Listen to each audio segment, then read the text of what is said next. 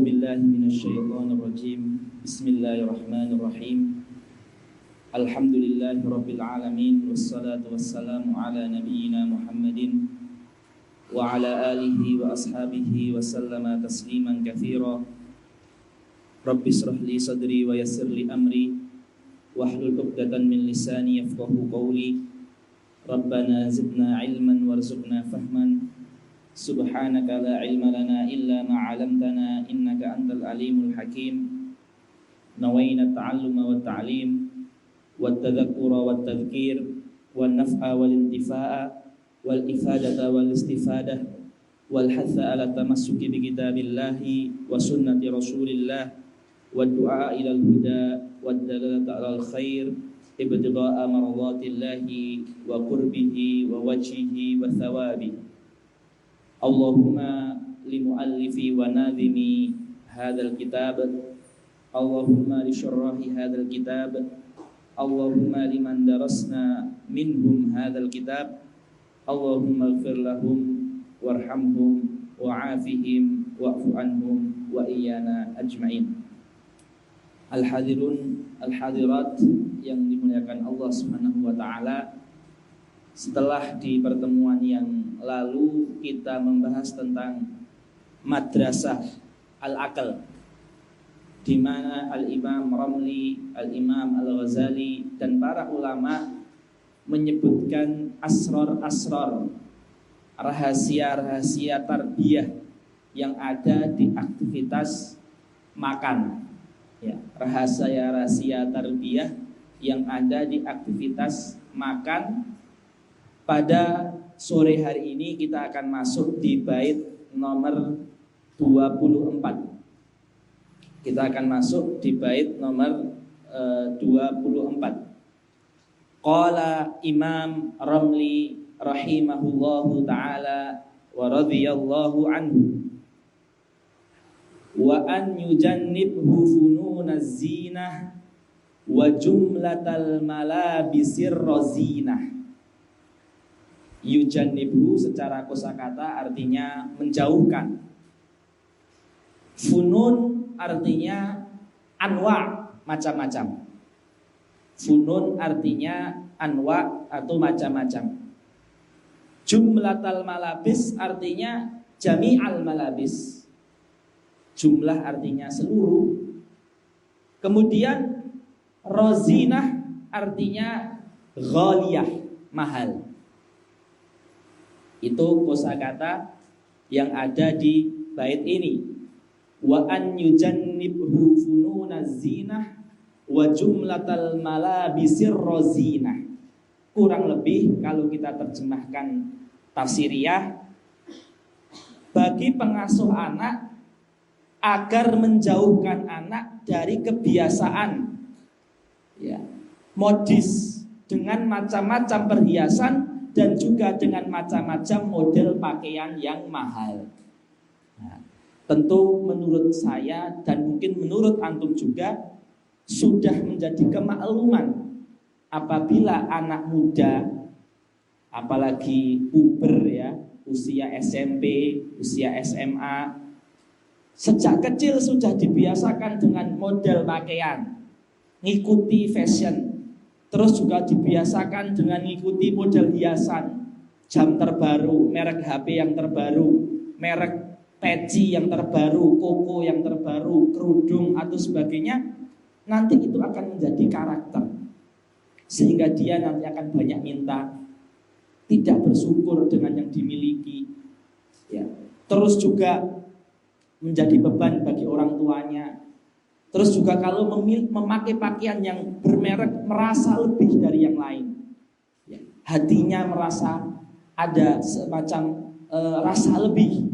Nah, ini ya ternyata Imam Romli sudah mewanti-wanti bahwasanya anak kecil ya, sobi, sibian itu harus mulai dijauhkan dari macam-macam model. Jadi gak usah perlu tahu.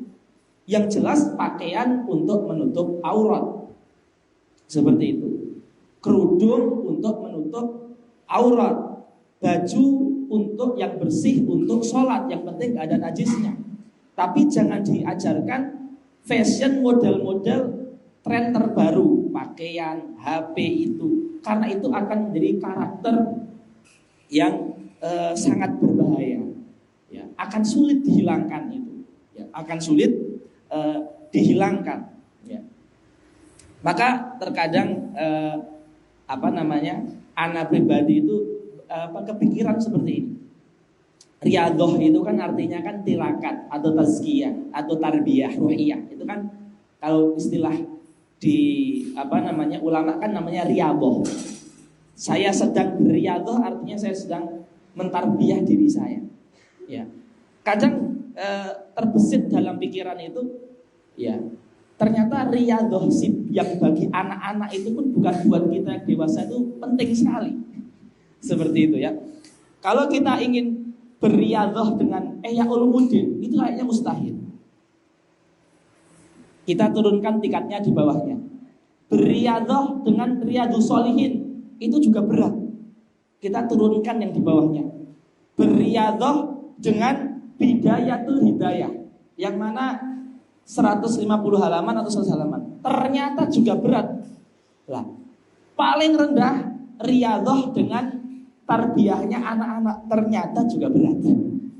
Ini mungkin sir ya, kenapa guru kami Syekh Dr. Muhammad Abdullah Muhyiddin itu setiap selesai mengajarkan sebuah kitab fikih atau kitab hadis, beliau sering merefreshing santri-santrinya dengan membaca ini. Mungkin beliau ingin memberikan isyarat, walaupun beliau belum pernah mengatakan, bahwasanya walaupun ini tarbiyah buat anak sebelum balik, tapi buat orang dewasa di zaman kita itu sangat penting gitu. Bahkan kita mungkin ada yang berat meninggalkan modis, gaya-gaya yang terbaru, ya, karena sudah menjadi mengakar sejak kecil. Ya, saya masih ingat ya, ketika dulu santri, karena santri itu ketika itu satu angkatan itu kan 400 orang, sehingga banyak sekali santri itu ya. Jadi satu asrama ada 12 kamar. Lah, saya ingat ada teman itu kaya raya. Kalau baju jatuh di jemuran nggak mau ngambil, beli baru, jijik. Jadi bajunya baju bagus terus. Ya, insya Allah ya. Lah, suatu saat itu teman itu, namanya kita juga santri, saya kelas 1 SMP ya, masih baru lulus SD. Saya tuh ketika itu dari desa ya, bajunya nggak ada yang bermerek karena jahit sendiri di tetangga semua. Jadi bajunya nggak ada mereknya. Ya, nggak pernah lihat baju bagus, celana yang luar biasa. Lah, anak yang kaya tadi, saya lihat, kok ada celana bagus kayak gini ya? Baru lihat saya katanya. Di hati saya gitu kan. Lah, akhirnya karena di pondok itu kan, kalau ada baju yang jatuh di jemuran, nggak diambil seminggu, maka sama pondok dilondrikan, terus dijual di hari Jumat, satunya harganya 10.000. Jadi baju-baju yang di jemuran nggak diambil itu nanti dilondri, dijual di bazar santri, satunya harganya 10.000, walaupun bajunya ratusan ribu. Nah, itu orang kaya tadi teman saya, teman akrab juga.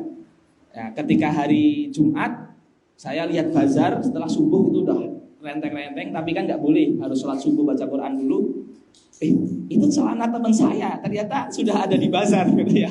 Langsung saya antri di warung, saya beli. Terus saya datangi ke teman saya, celana ente sudah saya beli, ini halal loh ya, saya bilang seperti itu. Ya, artinya ada ya orang itu ya, baju jatuh itu nggak ngambil, beli baru karena jijik ya. Jadi macam-macam. Maka intinya kita tidak boleh mengajarkan ke anak kita itu mode-mode seperti itu, karena itu nggak ada faedahnya. Itu mau kita bilang mubah saja itu kita agak berat hatinya. Mubah, makruh lah minimal. Tapi mubah itu berat kita katakan mubah karena punya efek yang membuat orang tua itu bingung, membuat dia sendiri itu fokusnya menjadi ke hal-hal yang duniawi. Ya. Artinya untuk kita katakan mubah saja itu berat. Mungkin makruh atau mungkin terkadang bisa menyebabkan ke yang haram. Ya.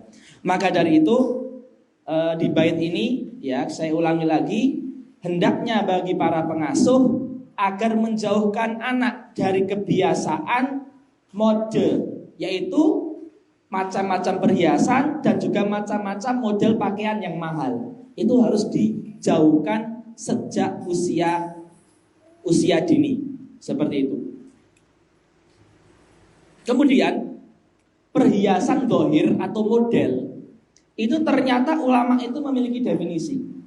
Definisi model atau perhiasan dohir yang mana disuruh oleh Riyadhatus Sibyan itu untuk dihindarkan bagi anak-anak. Definisinya adalah bahjatul ain alati la tahlusu ila batini al muzayyani. Model adalah bahjatul ain, sesuatu yang membuat tertarik mata. Alati la tahlusu, tetapi dia tidak sampai, ya, tidak sampai ila batinil muzayyan, sampai ke hati. Sesuatu yang membuat mata itu tertarik, tapi sebenarnya tidak ada pengaruh apa-apa di hati. Yang positif itu tidak ada. Itu model atau perhiasan dohir itu seperti itu. Ya, az-zinatu hiya bahjatul ain allati la takhlus ila batinil muzayyan. Lah, perhiasan dengan makna seperti ini itu bukan yang kita cari.